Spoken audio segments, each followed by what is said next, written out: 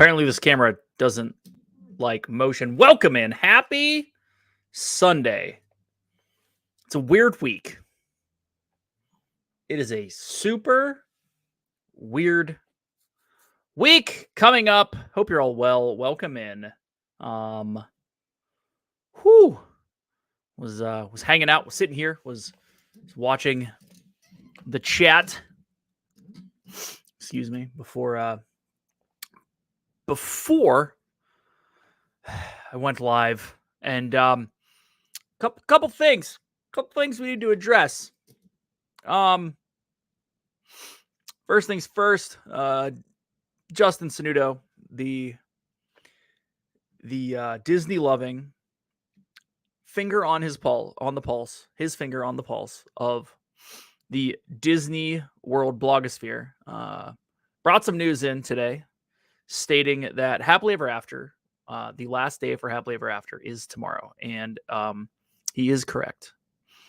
It is the last day for Happily Ever After tomorrow. For 2 whole days. And then it comes back. It is 4th of July. They have super fun fireworks. So he's not wrong. He's significantly not right. But he's not wrong. Welcome in. Hope y'all are having an absolutely lovely Sunday. Here in Pennsylvania, it's been a bit up and down. Rain here, humid here, hot here. Just stepped outside real quick. Whoo! Crazy. Yes, Nudo, you have your finger on a lot of things, from what I understand, as well. But it is a holiday week. The holiday week is upon us.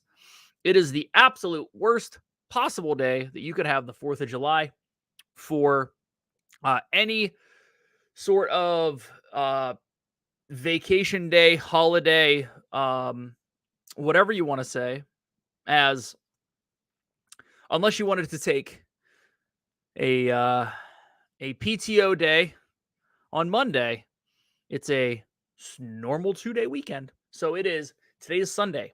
Tomorrow is Monday and Friday. Tuesday is Sunday. Wednesday is Monday. And then Thursday is Wednesday or Thursday. Surfer Girl, I didn't mean to give you a heart attack. I was just playing into the hands of, if we had a mastermind, a villain per se, in this community, I'm pretty sure Justin Sanudo could fit right into that role pretty quickly. But yeah, fun stuff all around. It is a weird week coming up. It is interesting in that, if we get right into what's going on out there. I mean, we're going to talk a little bit about Indiana Jones. It's showing. We'll get into it. And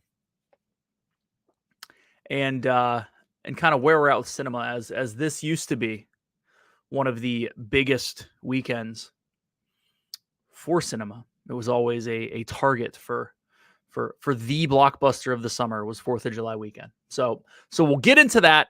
We're going to talk a little bit about a couple of shows that popped off over the last few days. And then probably talk a little parks. Not 100% sure. We'll get into that. As there's some things going on that have come out recently that we can touch on. But first things first, thank you all for being here. So Justin Sanudo, thank you for being here. Debbie Bernfeld, what is going on? Corby, how are you? Hope you are well. Mandy V, welcome in. Surfer Girl 326, hello. Debbie T, hope you are well as well. T Marie, are we ranting yet? Not yet. We're getting there. I almost sparked a rant. Paul, what's going on, dude? Jeanette, hope you're well. Happy Sunday to you. Karen Cook. Excuse me. What was that? Karen Cook, welcome in. Excuse me. That was odd. I did just shove a bunch of sushi and chicken salad sandwich into my mouth. So, oops. Angela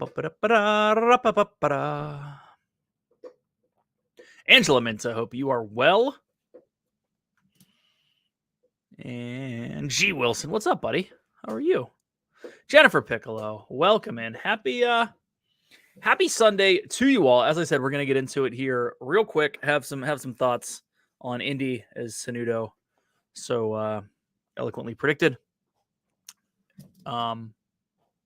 Yeah, sorry, server girl. But yeah, before we get into that, let's rock on with some quick announcements. All right, first things first. Welcome in to any noobs that are here.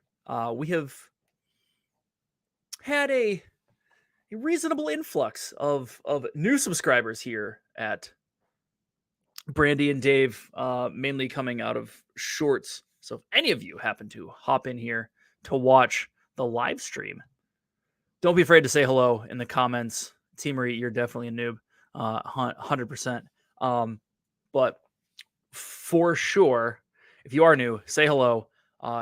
We don't bite. Sanudo might, but we don't bite. It's all good in the hood. A couple other quick announcements that we're getting into. Last vlog dropped last Monday. It is day 3, part 3. It is all about Oga's Cantina and Rise of the Resistance. It's kind of fun. DizRN, welcome in. Connie, hello. How are you? I hope you're having a lovely day. But yeah. So we got that. It's out there. Go check it out. It's a fun one. Some great channel friends there, and some tips on getting on to Rise of the Resistance. So Steamboat Disney, welcome in. How are you? But yeah, check it out. It's out there. New video coming Wednesday. It's going to be a little different. Trying something new. Actually, tried to do it this afternoon, and it was interesting. Just trying to get through it. Have some ideas. So it'll be all good. I was looking through a whole bunch of old video, trying to find what I needed. I think I have it now. We'll get her done on the holiday. Gene, welcome in, buddy. Hope you're all. Detroit Diz, hello. Welcome in. The lady on the balcony behind you is there every live stream. It's weird. It is weird. She's hanging out, just chilling. For sure. Also, there's a boatload of shorts out there. If you're into short form content, been putting those out daily, at least one, or so 2, maybe 3, just depends. That's going to change up a little bit. I mean, not really. I'm still going to put those out. Got some more informational stuff coming down the pike. So we'll see how it hits as well. Huge thank you to our patrons. Debbie Bernfeld, Mandy V, Jill W, and Mr. J Sanudo. Thank you all for being a part of the Patreon. The link to the Patreon is down in the comments below. If you'd like to join, it's over there. It's $5 a month. It's 1 level, and it's behind the scenes stuff. And it's a monthly live stream / call / thing. Did the call Friday night. Hung out to watch some Resort TV 1. Shot the proverbial crap, I guess that's the way to say it here. but hung out and did that. So that is part of the Patreon perks, I guess you could say. So we got that. Head on over there if you want to check it out. Link is down below. Also, if you're looking for women's clothing, Bjux Boutique, Brandy's Boutique, there is still a bunch of celebrating America clothing there. Also, there's a ton of stuff on sale The link for that is coming right now as I attempt to drop it. Eject Boutique right there. Check it out. Snudo, can't wait to watch old Disney movies with Dave on Discord. Yeah, why not? I'm down. I'm here for it. We can handle we can definitely do that. For sure. Monorail Molly. Hello. Welcome in. Hope you're having a lovely day as well. What kind of rants are we getting into today, Gene? Well, after this next big announcement, we'll get into a rant. Last but not least, Disfluencers podcast is coming back. It will be live on Karen Cook. Thank you, Karen Cook, the newest patron. Thank you for joining on Patreon. The Disfluencers podcast will be coming back this Thursday. We'll be doing it as a live stream on Thursday nights. Happy Sant, welcome in. We'll be doing it Thursday nights between 8 and 9.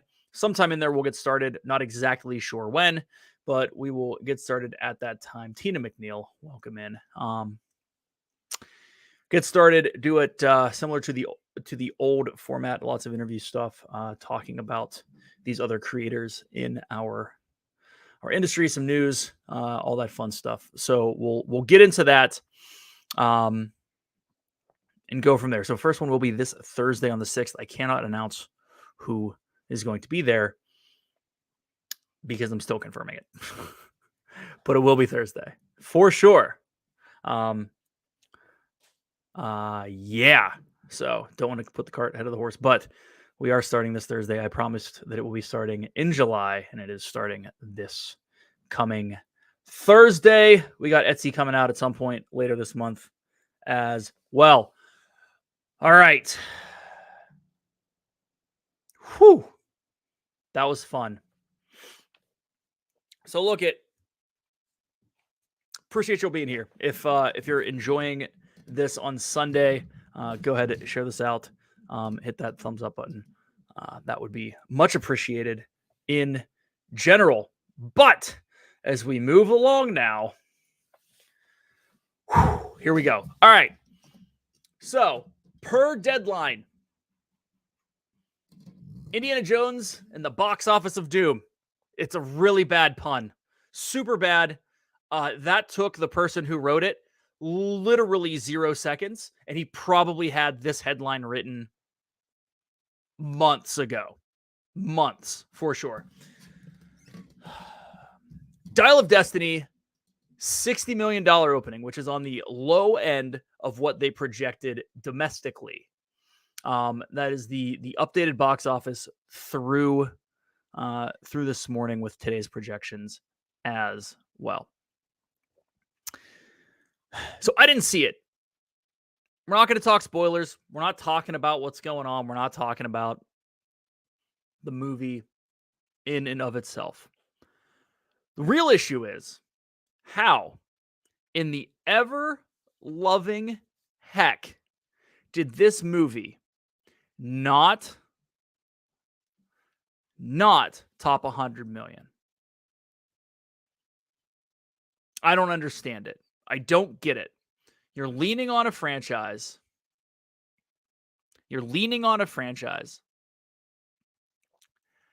That is beloved by every single person my age and older, some younger, but for sure a lot of people who are in the we are adults now and we have adult money and now I can spend adult money on adult things. Now, granted, going to the movie is like taking out a small loan these days. It is not going to the movies of old. It is $100 night for you and your family. So there's that, and we'll get into that. But if there is a movie franchise that can help get people out, right? It's gotta be this, right? Harrison Ford has more Star Wars than ROTLA fans. Rise of the Return of the Last something. Everyone enjoys the Indiana Jones series. It's kind of the thing. It's a fan.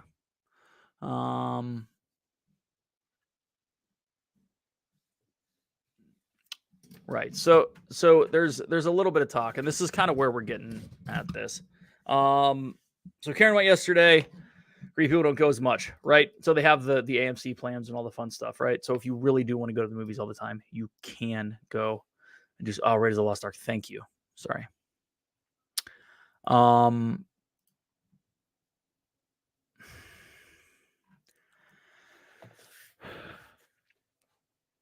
I think that this is 100%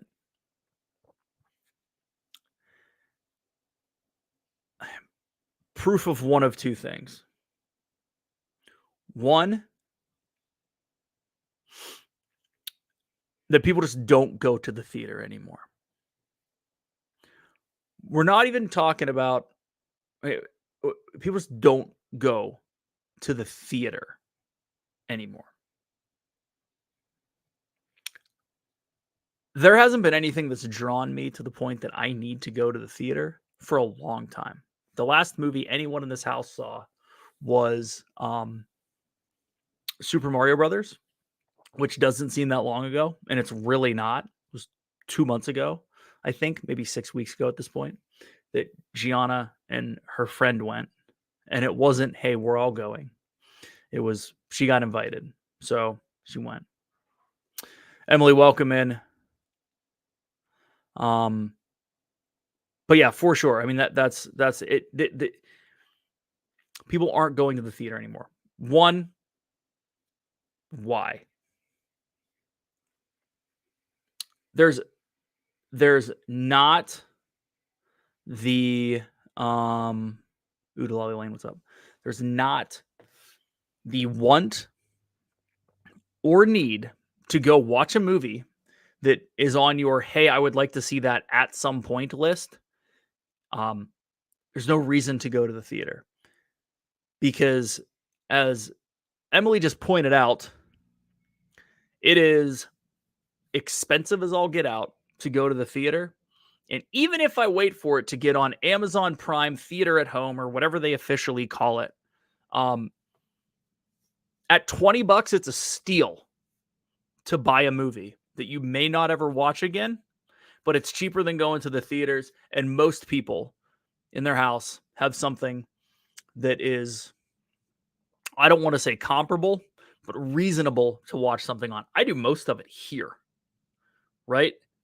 If not, maybe on a TV, but more so, the thought process of everyone going to the theater has changed. Sorry. On top of that, the thought process of everyone watching movies and shows has changed. More people watch stuff on this than on this or a television.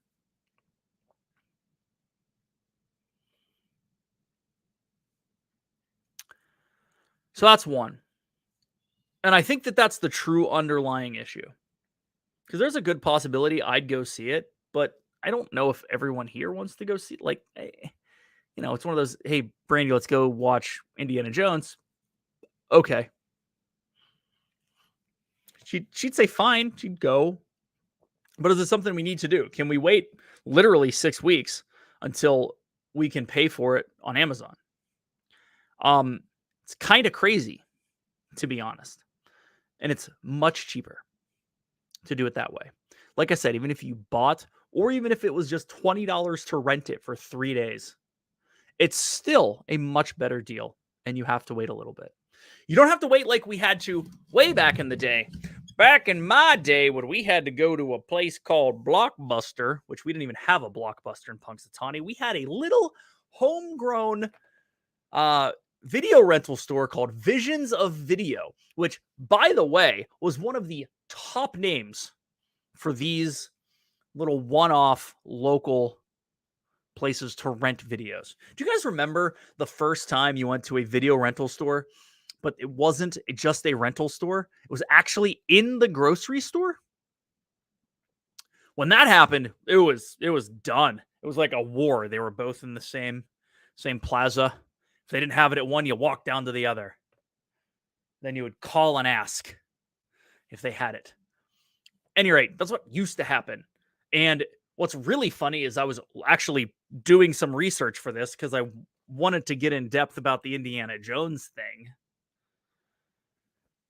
They re-released Raiders of the Lost Ark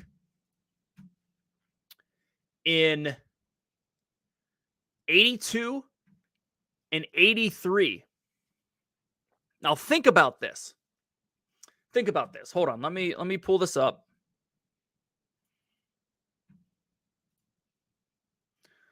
Okay. Now let's take a peek. If you look, Indiana Jones released June of 1981. Lifetime gross 212. If you look down below, number 6, 7, and 8 were all Raiders of the Lost Ark re-releases over the next 3 years.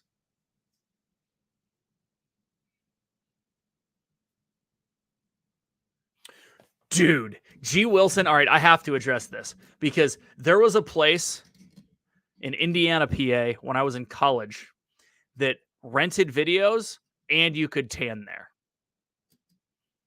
That's hilarious.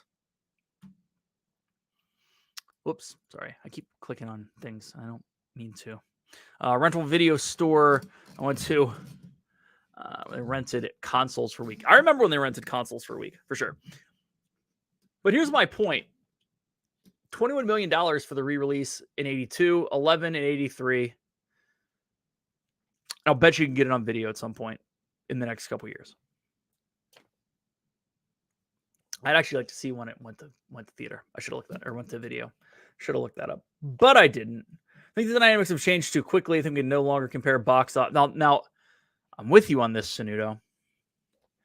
Let's figure out what success means now. I agree, and this was kind of my point. We talked about it. If you were here a few weeks ago, we talked about Elemental and how it was the worst box office opening since Toy Story. And look what Toy Story did as a franchise. Opening weekend, success does not make. 100%.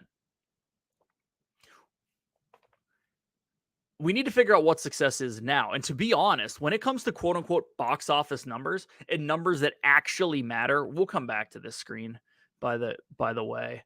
When we look at numbers that actually matter, streaming should count into that, streaming numbers, but I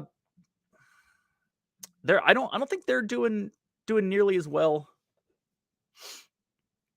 as you think. Which in general is interesting. Heard a couple things about Secret Wars, which we're going to talk about here in a little later. But Secret Wars, from a households watching it within 48 hours of the first episode, was under 1 million. I think it was 900,000. Somewhere in that ballpark. I should have written this down. I was driving, but the closest one was I believe WandaVision, which was just over 1 million. That was right out the gate of Disney Plus. That was early on. It's interesting what those numbers are, but I guess we can come back to that. Please be kind. Rewind for sure. You're never going to match Toy Story numbers because when Toy Story came out, the technology was unlike anything we've seen before. You need to find a way to top that. It isn't easy. I agree. 100%. Jennifer Piccolo, 100%. Don't know. But that doesn't mean the story's bad by any means. I still haven't seen Elemental, so whatever. But this is interesting. Chapek got fired partially because Disney Plus wasn't doing as well as the numbers were saying, and he didn't say so early enough. That's 100% true.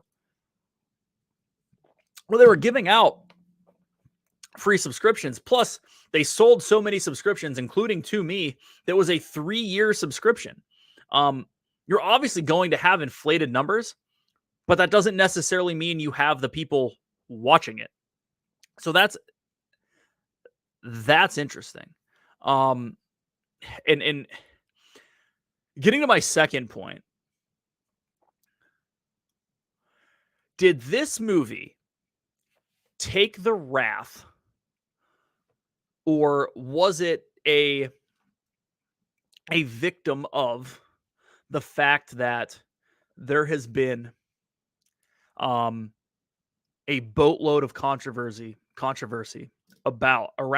surrounding, if you will, the Disney company when it comes to product they're putting out and placement of certain ideals. I'm not getting into that. I'm just saying. There is a certain segment of the country that I honestly believe would have gone to see this movie that may be holding back because of that. Not saying it's a lot, but there are a lot of people in their 50s that may stick to some guns, not real firearms, stick to their guns and not see this movie. So I don't know how much that folds into it, but it's out there.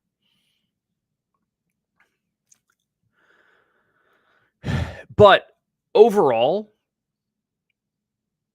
a lot of people aren't going to the theaters anymore. In general, if we're looking at domestic box office currently, and if you were watching Wednesday, as I bring this up, if you were watching us Wednesday, Steve kind of ran down through this. This is all domestic for 2023. This is off of Box Office Mojo. Super Mario Brothers, Guardians of the Galaxy, and it's a huge drop off from there from Super Mario Brothers to Guardians. Spider-Man Across the Spideyverse, Little Mermaid, Avatar: Way of Water, Ant-Man, and the Wasp. Okay. Disney owns 1, 2, 3, 4 of those spots.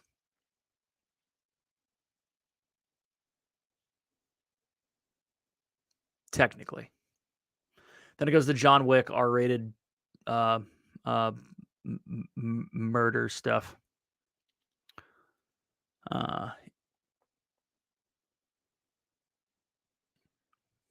Let's see. Kenneth says, I admit I watch everything at home. My TV is big, my popcorn is good, and I can hit the dunny without missing anything. 100% true. 100% true. Jennifer Piccolo, Disney was pouring money into the creative process and Imagineering at the time Toy Story came out. When you limit budgets, creative freedoms, and cut your top talent, the results won't be the same. 100%. 100%. I'm not saying that Elemental is going to be Toy Story. I'm saying that if you look at the numbers, this is the worst opening. It was the worst opening that they have had, that Pixar has had. If you look at it adjusted for inflation, it's even worse. So, Cody, what's up, man? Welcome in. So, you're exactly right. I don't see Elemental becoming Toy Story, but that doesn't mean it's not. But that doesn't mean that it opening that low means that it's a bad movie.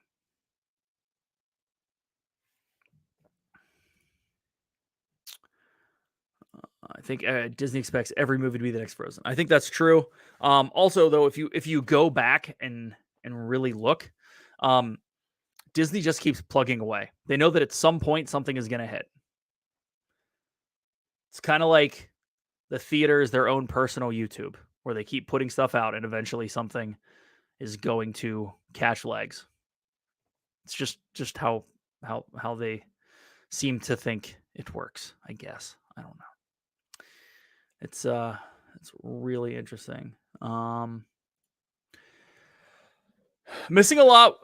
So Imagination is missing along with budget constraints. I agree. I also think that they're going to a playbook overall on all of this stuff needs to be included in every movie, and certain things shouldn't be included in every movie, and it's limiting a lot of creativity. Look what they just did at ESPN.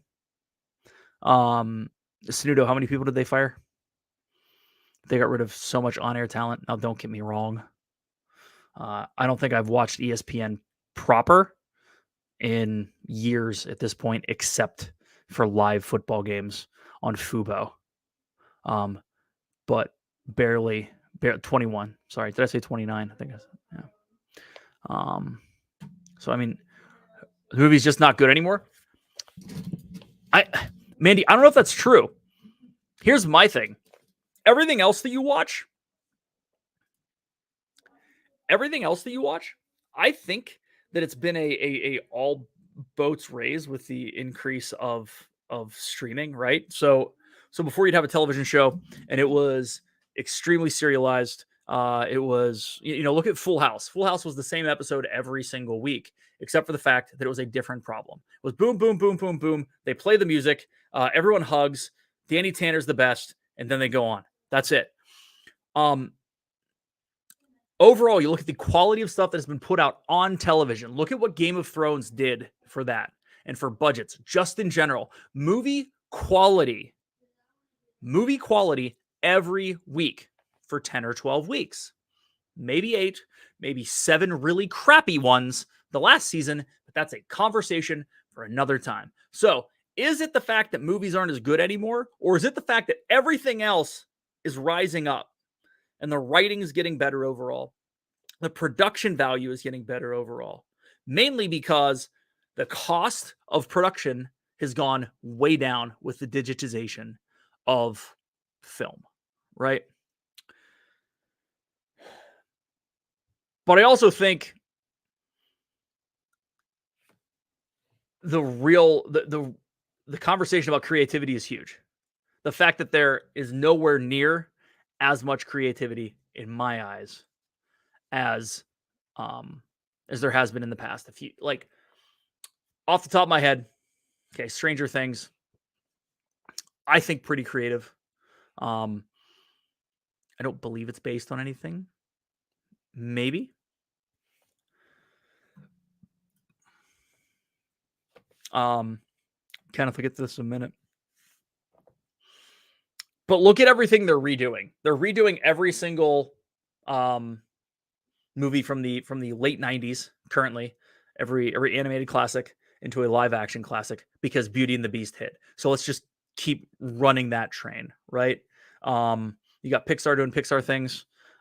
It feels like we're remaking everything from the 90s right now. For people my age, little younger, that love nostalgia. All the millennials, all of them. Sean, welcome in. So that's part of it.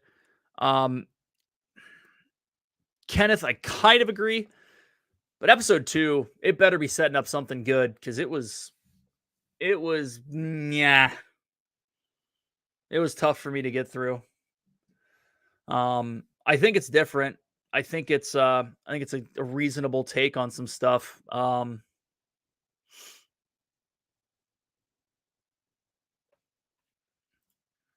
is that the cause of many interferences from executives higher up? I agree. I think a lot of people aren't allowed to do to necessarily just have carte blanche over everything. I mean, I watched a TikTok today, and granted, take it with a grain of salt because it was Barstool, but it was Barstool.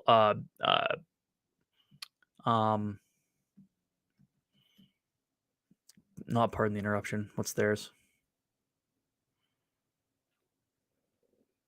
Whatever it is. But it was their call getting fired, and it had nothing to do with content. It had to do with the way content was being received by those at a upper management level. So welcome in. It's Joey's World. Hope you're well. So yeah, I mean, look, you see this across the entire gambit of business right now. Is the micromanagement of those the micromanagement of people through things like Salesforce, other ways to track what you're doing instead of letting you do what you're doing. Now, granted, that doesn't necessarily translate exactly into this, but it's still kind of a thing. Hey, I did this. Do you think it is good? Yes, it is great, but because you said this, this, and this, we can't let it go through because we have those 8 things on our checkbox over here that you can't do because it might offend someone. You're not wrong. Hey, we're going to spend $200 million on this. Okay. Well, let's not. Let your employees breathe, hold them accountable, but let them try stuff grow. It's the only way. It's the only way to do it right. Micromanagement in general, not letting the creative people do the creative thing. 100%. 100%. Walt was a visionary and Roy was the bean counter. Yup. For sure. For sure. Also, Walt was significantly involved in production and creativity for a lot of this stuff that's just lost now as a corporation. You know, you don't have Iger down there trying to figure out what the best way to film something is. Now, don't get me wrong, that might be a little over the top, but you know, when it was Disney doing Disney things, I wanted to be part of it. Yep. Check boxes are really getting to me. Yep. Same. 100%. 100%.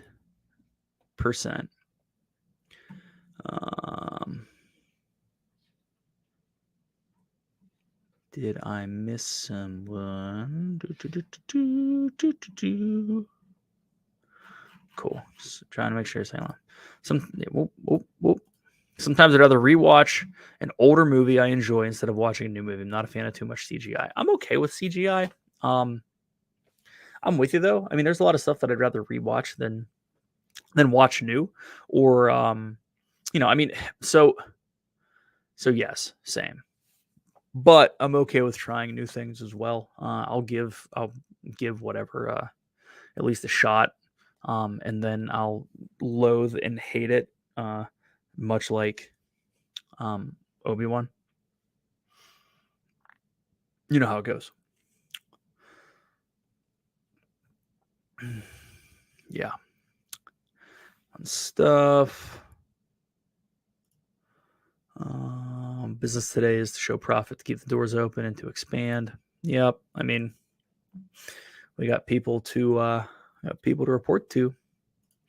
Disney needs to come to terms that people are tired of live action concept, want new stories, new characters. Of course we do. It's kind of the thing. I mean, I feel like Disney is trying to put too much stuff out.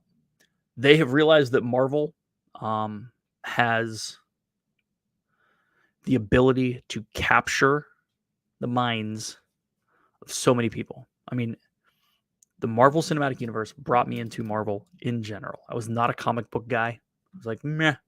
If they would have started with anyone but Iron Man, I probably would have watched it from the get-go. But I was like, Iron Man, whatever. Didn't know the comics, didn't know whatever. And then they crushed it with that. But now, to quote unquote keep up, there's something new every month. Whether it is a quote unquote blockbuster, allegedly, or a series like Secret Invasion, or whatever, right?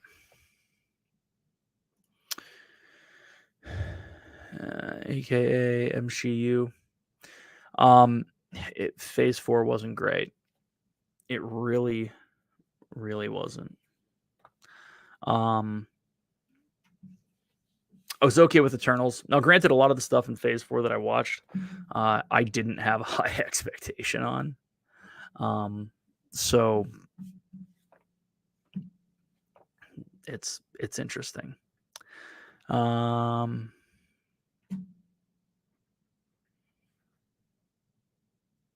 Yeah. So yeah, see, Secret Invasion is It's all right. Still going to give it a couple more episodes. See how it goes. But it wasn't the best episode. And I don't know. It was okay. It's got to come around though. I mean, it's Sam Jackson and Emilia Clarke. So you got snakes on a plane in Game of Thrones. So it's got to be, right?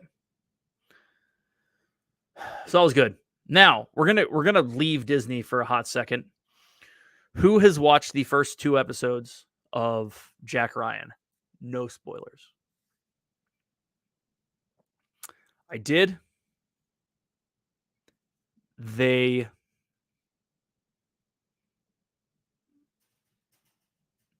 were really good. It is super good. It is a kicked up version. It's a kicked up version of Clear and Present Danger. And it gets straight into it, unlike previous seasons. They're just like, let's rock and roll. And it was great. Didn't have to set anything up. Super good. Sean Williams on season 3. Season 3 is fantastic. Hope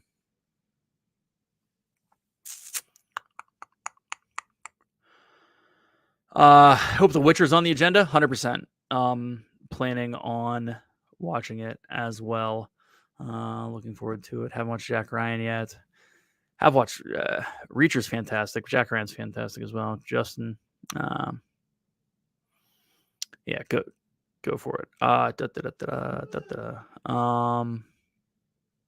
will the dragons be on Secret Invasion? I don't know. I hope soon though.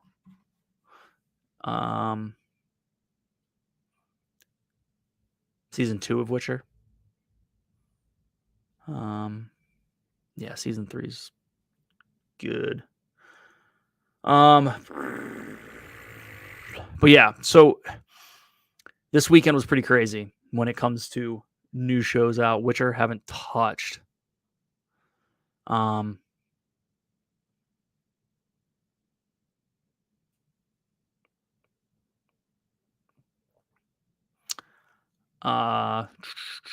Indiana Jones didn't watch, but Jack Ryan was great. Sorry, I was reading as well. All right. So we look at what Indiana Jones did or didn't do. This is where you know or you don't know if you can trust where these numbers are. And bear with me on this as we pull this up.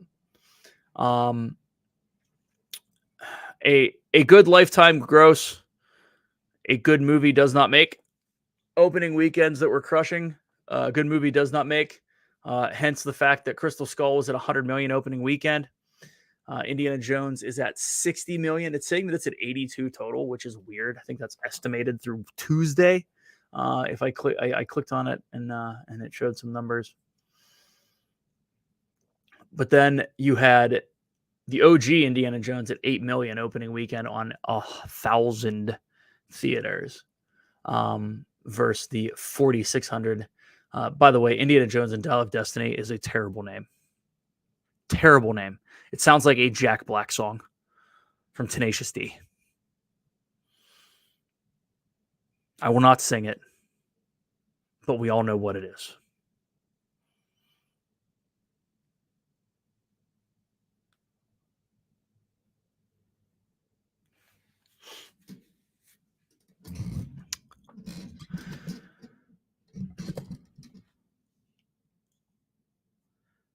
This is interesting in that the one film in the Indiana Jones, yeah, I mean this is kind of exactly what I was gonna say. Crystal Skulls did well. Everyone said, "Yay, Indy!" And then after they saw it, like, "Oh no, some Steve guy is gonna really like this." And this Shia fellow, that's pretty funny. What if Harrison Ford would have been in Jack Ryan's series if he hadn't done Indiana Jones? I doubt it. um they got Krasinski because he had that Harrison Ford quality, and I think he has done a great job at nodding to the two Harrison Ford um, uh, Jack Ryan movies. I think he's done a great job. Um, kind of that reluctant hero. Now it doesn't look like that's going to be that way this one, but that's fine. It's all good. Um,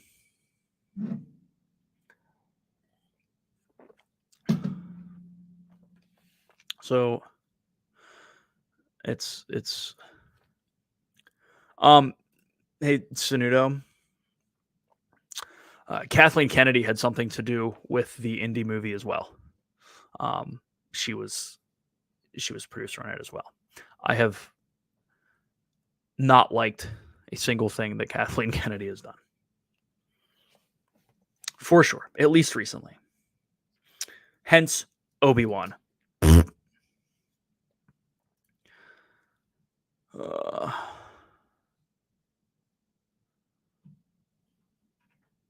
Yep, it's all fun. Sorry, I'm reading what all y'all are talking about with MCU Phase 4. It's true. It's super interesting how they did Phase 4. Now the question is, are they going to learn from it? Doubt it.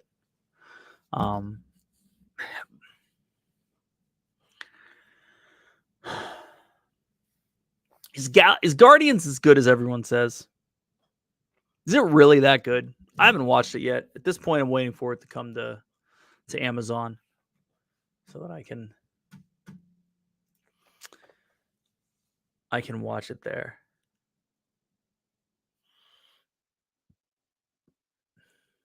But is it really that good? And I've always been the guy that's been like, look, we got to start over. Got to realize that Phase 4 is the new Phase 1. We got to give them time to build characters.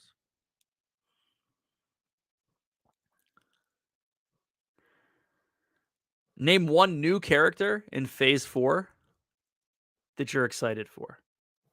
I will wait.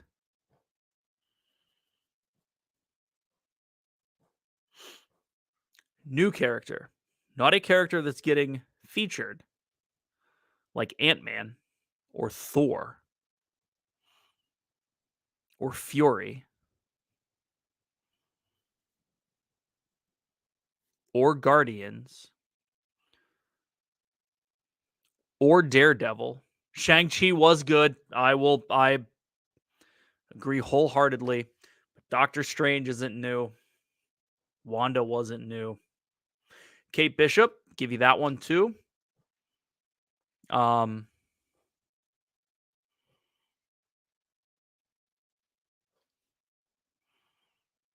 Don't like Phase 4 whatsoever. Loved Guardians, was my favorite of the three. Okay, and that's kind of where I'm at. Like Ant-Man, haven't watched it yet. Shang-Chi was pretty good.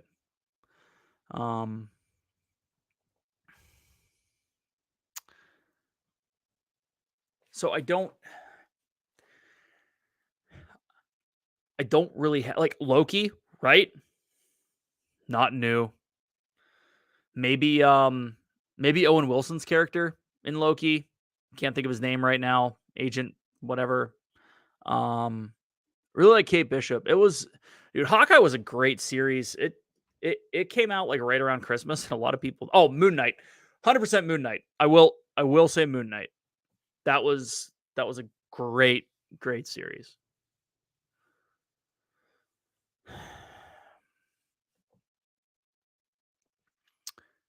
But those are a couple series that we knew about that were based on. She-Hulk was like a toilet flush. I haven't even watched it yet. How was Ms. Marvel? I watched the first episode and thought it was reasonable. I never finished it. That probably says something. But like, I also turned Thor 3 off. Like, Love and Thunder just I didn't really do it for me. Come on, Corby, you didn't like Moon Knight?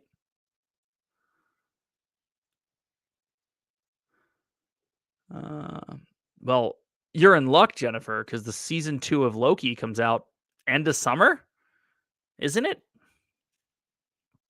I'm trying to get into Marvel. Finally watched Iron Man. G. Wilson, you got a lot to catch up on, man. Go for it. The thing is they did such a good job with Endgame. That everyone wants Endgame every single time. Yes, 100%. It was filmed. Saw them all. They flew them in for D23. But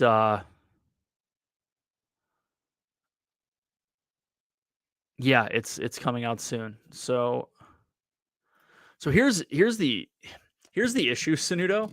I get this, and I haven't watched She-Hulk yet.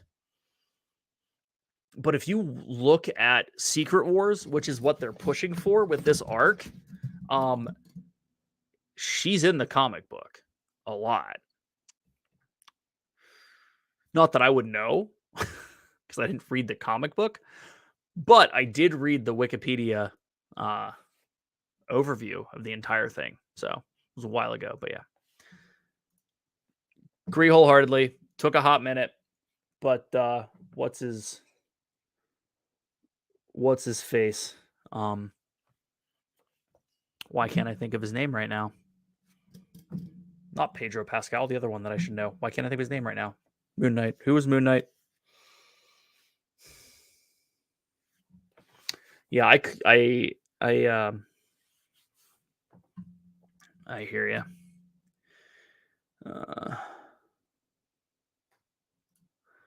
Yeah, this is great. Like this was fantastic. Absolutely loved what they did. Isaac, Frank Isaac, Bill Isaac. Love it.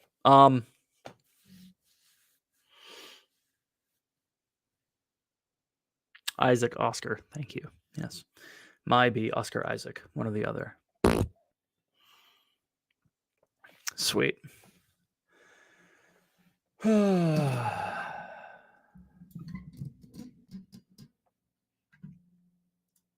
But is it? Because the next big blockbuster that's coming out is The Marvels with her prominently in it. So we got that.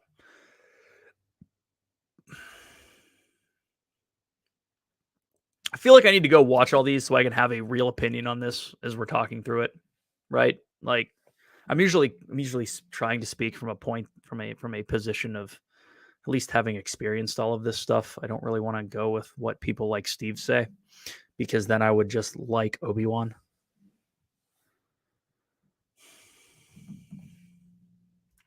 Like Moon Knight at the end, but not in the beginning, only because I just didn't understand the movie. Look, Debbie, no one understood it. You had to it was a ride until you finally got it. No, I think she's great as Captain Marvel. I'm fine with that. 100%. I thought you did a great job.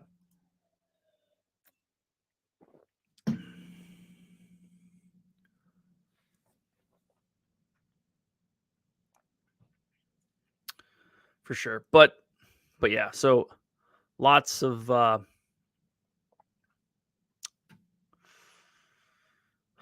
Marvel to come. I mean, we're stuck with it right now. So if you're a fan, it's coming. I mean, it's the other thing. We got 3 Star Wars movies coming. If they do Knights of the Old Republic, I'm excited for it. I'm excited for the Mandalorian wrap up, which I still haven't watched season 3. I should probably do that because when's Ahsoka? Soon, right? So I should probably do that, and they're wrapping that up. I'm real scared about episode 10. Absolutely super scared. Like, not even a little bit excited for it. I don't know what they're going to do. It was such a mishmash, thrown together third movie in that third trilogy. They almost had to accept it as, hey, cool.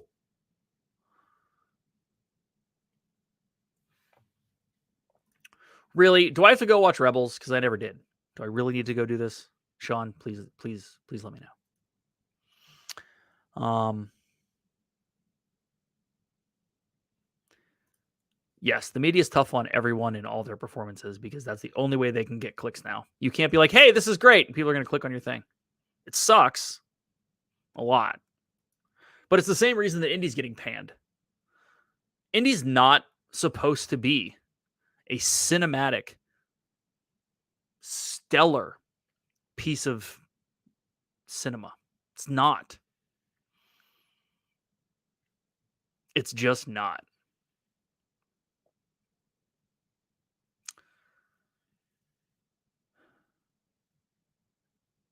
It's crazy. It's crazy. I don't know. It'll be all right, I'm sure. I'm not sure, but after season 2, Rebels is some of the best TV you'll ever watch. I watched like the first half of season 1, Sanudo, so thanks.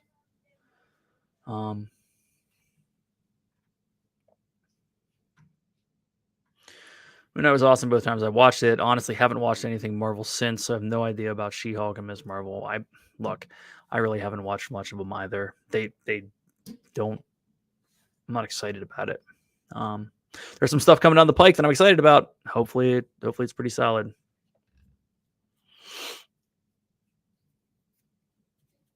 It'll be interesting. Is any of the Spideyverse stuff folding into it? Across the Spideyverse?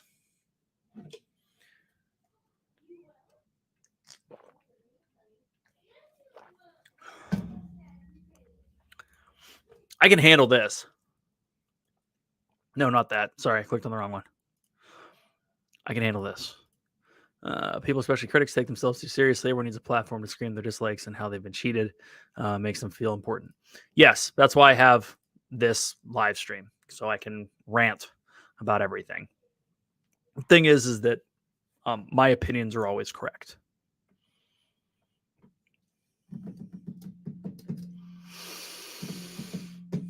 Or not.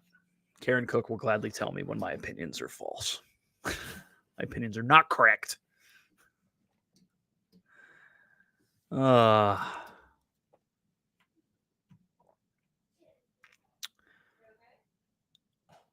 it's interesting. It's interesting. We got a lot of it.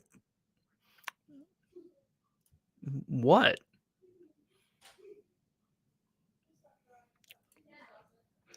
Oh, for sure. You have to.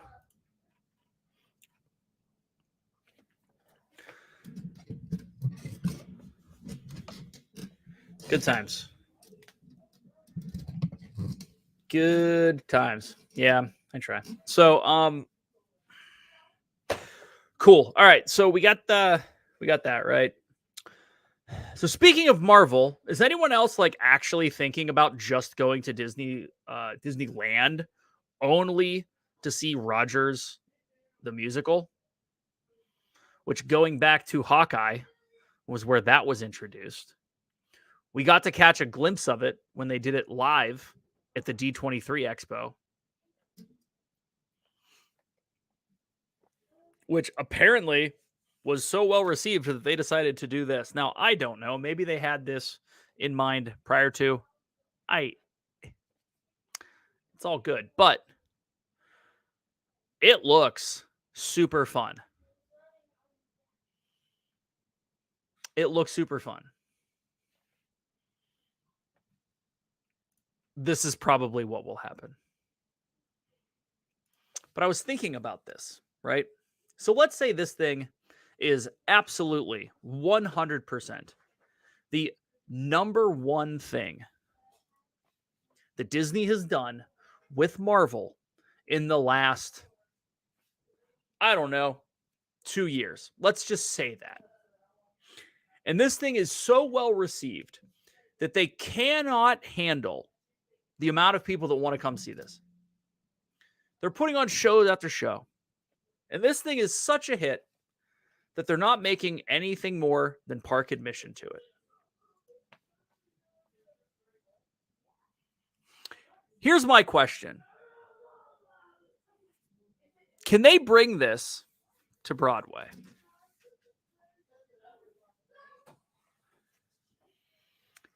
It's east of the Mississippi. It's live entertainment east of the Mississippi. Does this fall under the Parks Clause?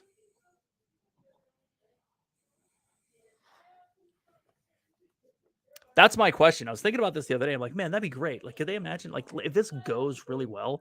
Because I think there's enough people, right? Like, look at some of the other stuff that's on Broadway. It's more more contemporary, right? Or I guess musicals that are out there, right? So you have High School Musical, the musical. You have Legally Blonde, the musical.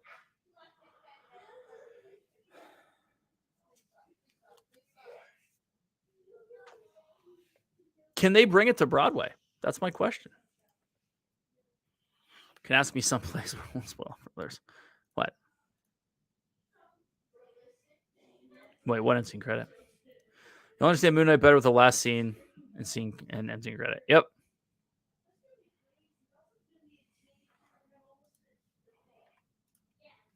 Could they? Yes. Should they? No. If they think people are not spending money on movies, they certainly are not spending money on musicals.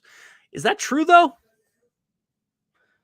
I feel like there's a huge difference between going to a musical. Now, granted, tickets are absurdly expensive, but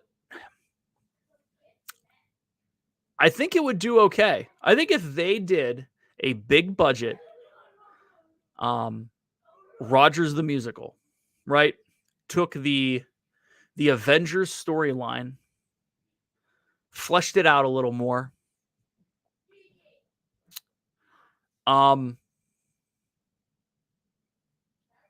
Do you think that they would do that? I honestly think this is a function of post-COVIDness more so than people not liking musicals. It's just me, though. Could be wrong. Could we get Spaceballs the musical? For sure. We need Spaceballs the Flamethrower and Spaceballs the musical. 100%. I feel like musicals are different. The difference between a theater and my couch is not great, but the difference between a Broadway musical and the recorded version is significant. I agree. I could be wrong as well. I'm not saying musical. I have no data in front of me saying that musicals are doing fine. I also think that's a function of the fact that they're $1 bajillion. That's fair.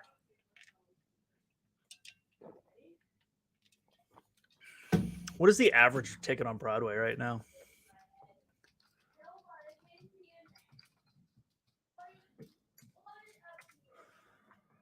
Average admission to Broadway shows in New York City.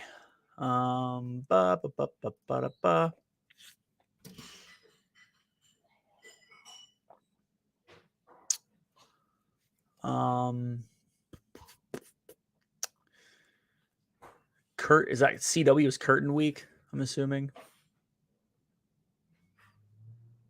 So obviously, first week of 2023, it's closer to 150, $122. $122.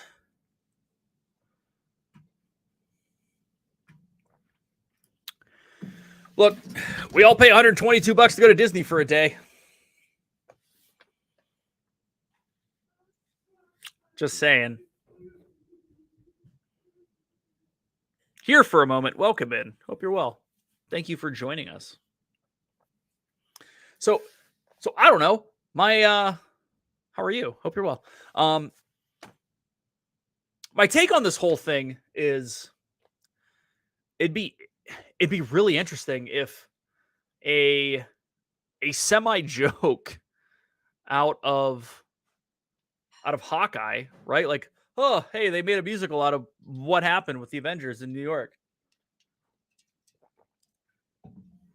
Comes full circle and ends up actually being a musical in New York.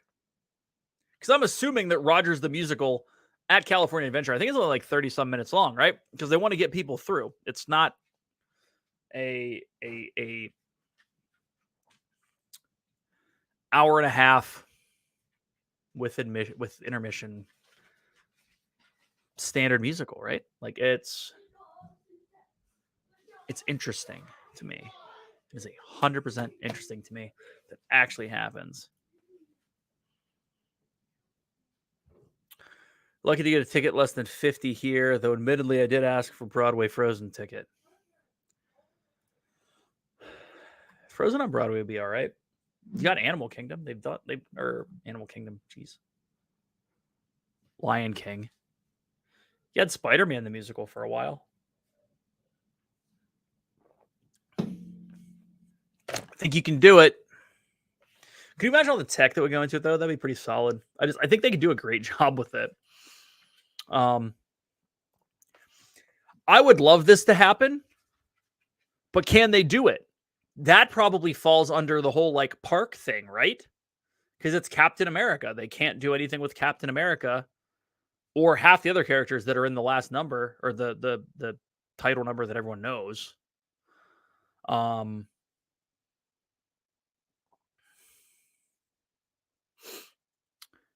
Be really interesting though if they did it. I mean, it'd be great.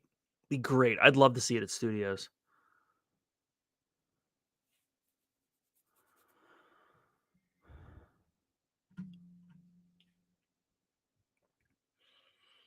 Be really interesting. What do we think is going to go in? Hey, look, don't ask for this unless you really want me to do it. Just saying.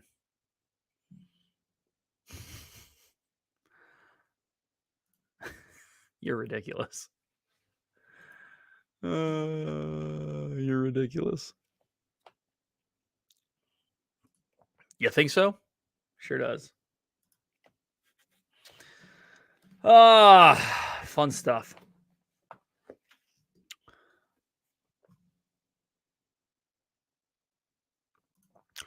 Why, thank you, Kenneth. Yes. If you don't know, Dissing That Wednesday nights, 9 p.m. Check it out. Myself, Shep, his sound machine, and Steve and his puzzles. Is that kind of where we're at? Like, if we had superpowers, that's what they would be. It's like Steve not eating seafood, living under a bridge with puzzles. Shep with the sound machine and never staying on topic. And me ranting. And I don't know, using big words. And glue. So much glue. Shep and the sound machine sounds like something that Andrew Lloyd Webber would have written like right after he wrote Jesus in the Technicolor Dreamcoat or Joseph in the Technicolor Dreamcoat. Shep the singer, Dave the ranter, Steve the gluer. This is all true. Gluer of puzzles. Gluer of puzzles sounds like the bad guy that you play at the end of Dreamlight Valley. Dreamlight Valley, whatever it's called.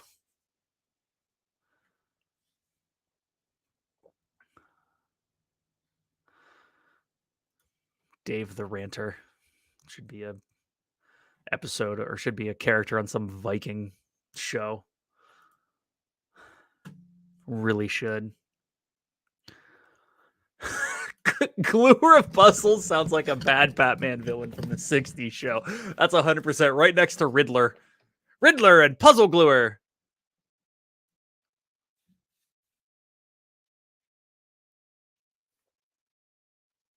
It is pretty funny that they just added to words and now they're a villain. The Riddler. What do you do, Riddle? Well, you're the Riddler. I'm going on break. If anyone gets that reference, please drop it below. Needs to rant in acapella? Like the song?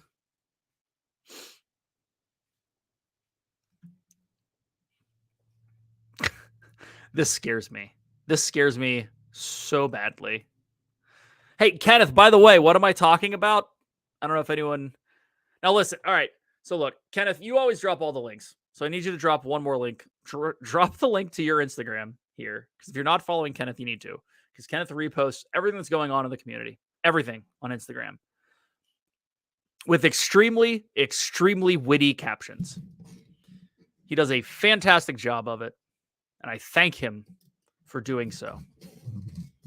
Now, Today, he wrote something along the lines of, "What's Dave going to rant about? We're not sure," and then listed 4 things. And my comment to him was this: I never know what the show is about until Kenneth posts what I might be talking about. So if we're going over what I might be talking about, and the last one hit, Kenneth should have gone into advertising. He knows how to write a tagline. That's 100% true. That is 150,000% true. Murph. There may be an inspiration in the Batman villain. Yeah, you're right. 100%. 100%. How you doing, Murph? Welcome in, buddy. Hope you're well.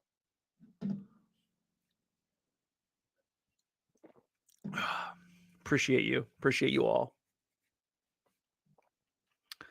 For sure. But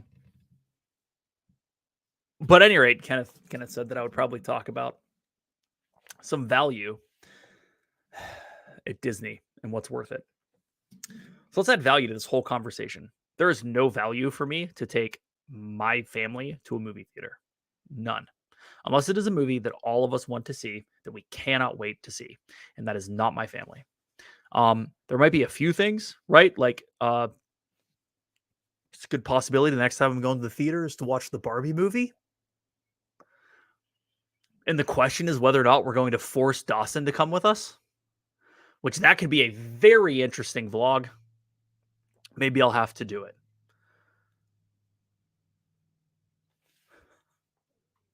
Yeah, I'll drop the picture here soon. And that's a shame for you. Hey, whatever. There's other things we would rather do. Not that we wouldn't watch them, but not huge moviegoers. I am. I like watching them, but I'm not just going to go sit in a theater by myself. I'd rather do it here when everyone's asleep. So you can watch all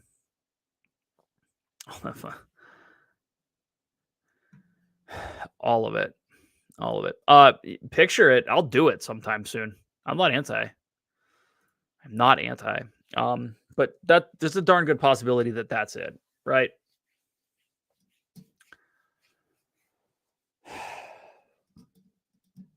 So the value is in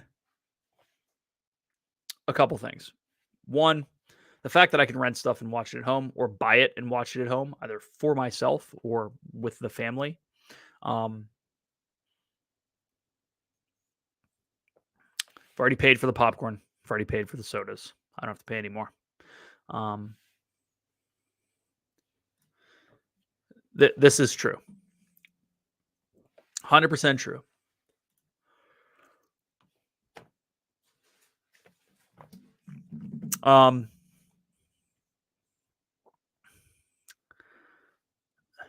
So there's no super value. It's better for me to spend $20, hang out at home and watch, as opposed to spending $100 and going somewhere and watching.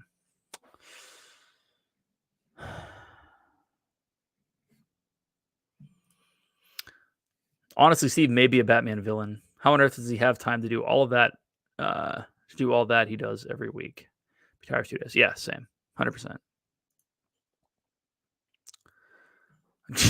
You're crazy.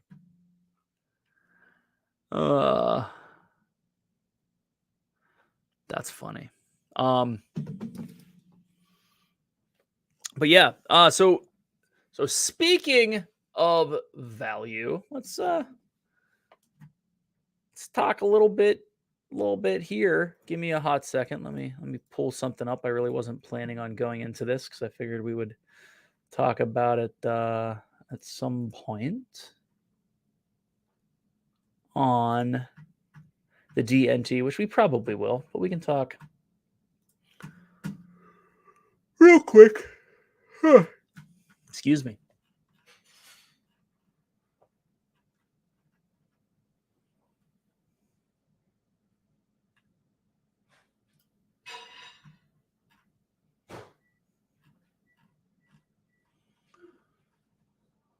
We got Eat to the Beat concert dining packages. We got pricing for them. Now, give me a hot second here. We can bring this up. He is an excellent sport. Wrong button.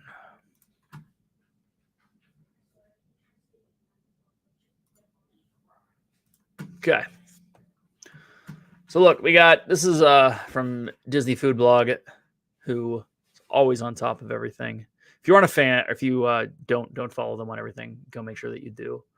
So Eat to the Beat dining packages are offered Friday through Mondays. Reservations are highly recommended. So they open up end of this week, Thursday, to be specific. Akershus, $64. Children, 41, and that's breakfast, and then lunch is 74 and 48. Okay. Beer Garden, $16.34. This actually isn't terrible when you really think about it. Coral Reef, 69 and 27. I don't know if I would pay that at Coral Reef. Love the restaurant. Every time, like, my recommendation when going to Coral Reef is to go, and yeah, it looks like Big Bad Voodoo Daddy's going to be there for sure.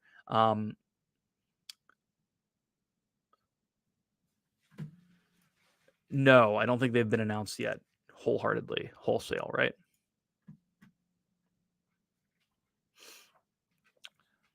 Highly recommend if you go to Coral Reef, go and get appetizers.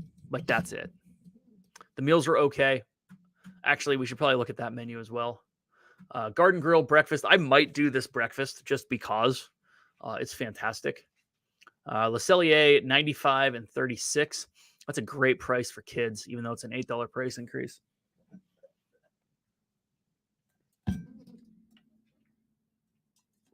I mean, obviously, Regal Eagle is the same day dining packages only. You have to buy at the same time. $35, even if there is no price difference for children, wouldn't be terrible. If anyone can tell, I've been shopping for cameras because that's all the ads that are coming up. Rose and Crown, $59.25, not terrible, not great. Spicer at Table, which I think is a complete underrated spot. Haven't been. Looks good. Heard good things. It's on the list. I've also loved me some Ska Sanudo. Like at this price, I may actually try Spicer at Table.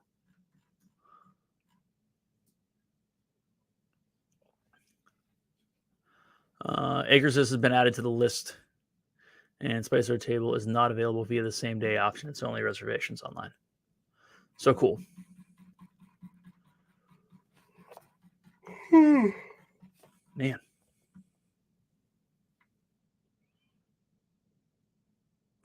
Yeah, right. I might need to get that. All right. So cool. So overall value for this, I mean, the thing is that then you don't have to wait. You don't have to go, and if there's someone that you really want to see, like Big Bad Voodoo Daddy, you don't have to go and stand in line. So I mean, that gives you time to do other things as opposed to just hanging out.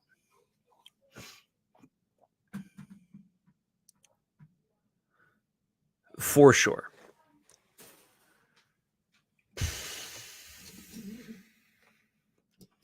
But we got that.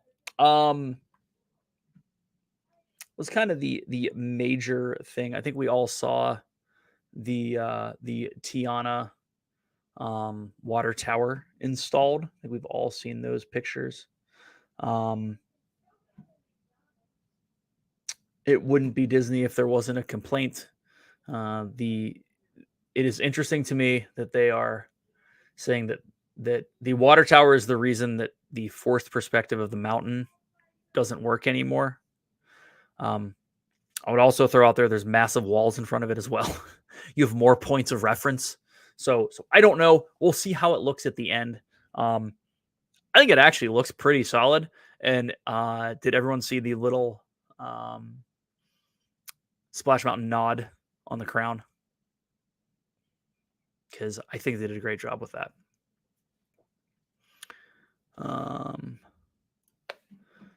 Celia is not bad priced, but it depends on what you get. Yeah, 100%. I mean, again, $95 for anything is not a bad price. I couldn't keep that one in. No, it's probably fine, but like look, I don't know how Le Cellier is anymore, but if I'm spending $95 on a meal, I'm probably not going to go to the show. I'm going to figure something else out and use one of the cheaper options. And if I'm going to spend that much on anything, I'm going to go to the new Narcoossee's. I'm going to go to Yachtsman. I'm going to go to Cali Grill. That's just me. If I'm going to spend that much, it's probably not going to be just to make sure I have a spot.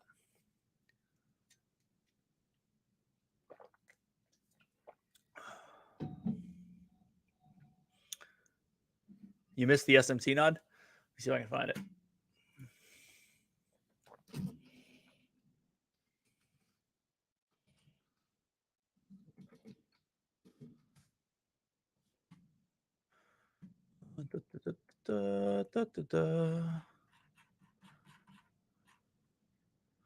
I don't want to deal with that.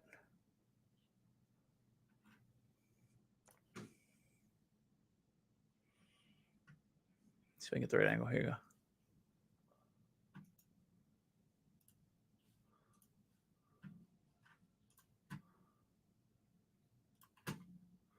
Bear with me.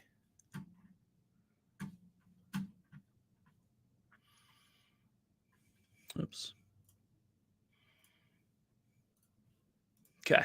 Here we go.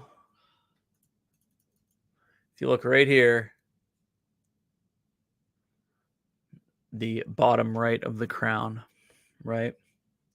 I didn't realize that when you do this and it's not the whole screen, it doesn't capture your mouse. Oh, it does now. Right here. Sorry, that was my fault.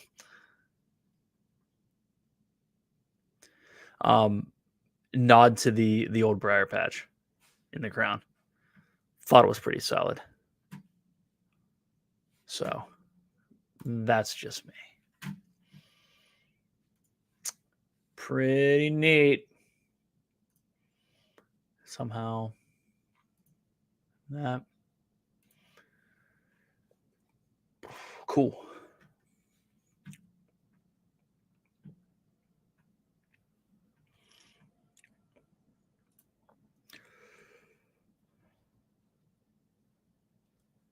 For sure. Go check out Dad Bods. Always check out the Dad Bods. NYC Water Tower vibes. Yep, I agree.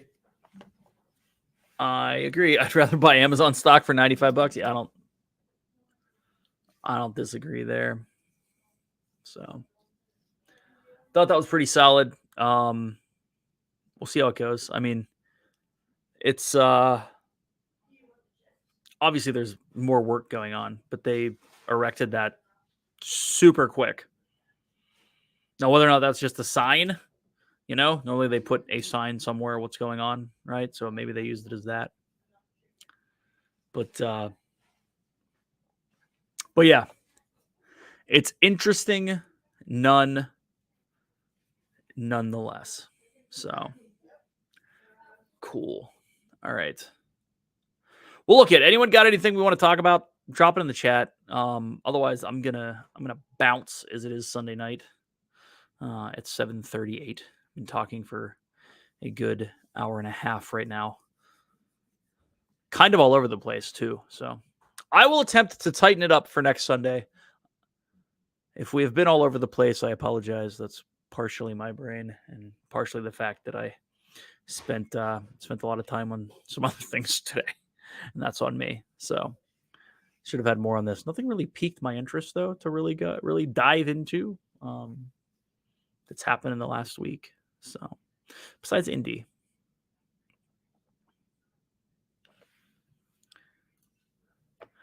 Of course, Kenneth. Appreciate it. It's all good. Secret to being wealthy. Buy Amazon stock when it goes under 100 and sell above 120. Buy the VIX when it goes under 10 and sell. Follow Jay Sanudo on all social media platforms for financial advice. I hope you have a great 4th too, Corby. Thank you. Glad you enjoyed it. So, rocking. All right, cool. So, let's see. Yeah, new vlog Wednesday. Not sure what time, but at some point I will be dropping said vlog. I also have to finish it, so we'll go from there. But something will be going out on Wednesday. If you haven't, it'd be great. I would appreciate it if you go check out the last vlog that we posted, Rise of the Resistance and Oga's Cantina, day 3 of our 2022 trip. Go check that out. Also, again, if you're looking for on sale stuff, go check out Djux Boutique. Indies. What was that thing? Oh, we're good. Go check out Brandy's Boutique for some clothing. Again, we got the Patreon links down below if you want to check it out. Thanks to all of our patrons for the support there. Appreciate it. Excited for what plan to do over there as well. And D&T Wednesday night, 9 p.m. Eastern Standard Time. Not 100% sure what the heck we'll be talking about, but that vlog Dave wants to check out. Here you go, Kenneth, with all the links. Appreciate you, man. Thank you. All right, cool. Appreciate you all. Have a lovely 4th. Be safe. Fireworks are stupid. Snudo, do you want the same rant? Spending all your money. If you want to make money, do not spend the $95 on fireworks. Frankly, that would be a 100% worse idea than spending $95 per person on a steak at Le Cellier and then going and watching Big Bad Voodoo Daddy. Drones are better. They're fire friendly. Yes, 100%. Oh, we could talk about that. I did saw the drone show. Yeah, definitely. We can talk about that next time. Ooh, final rant. And it's the best final rant, Sanudo. Fireworks are dumb unless you're watching them professionally set off by someone. That's just me.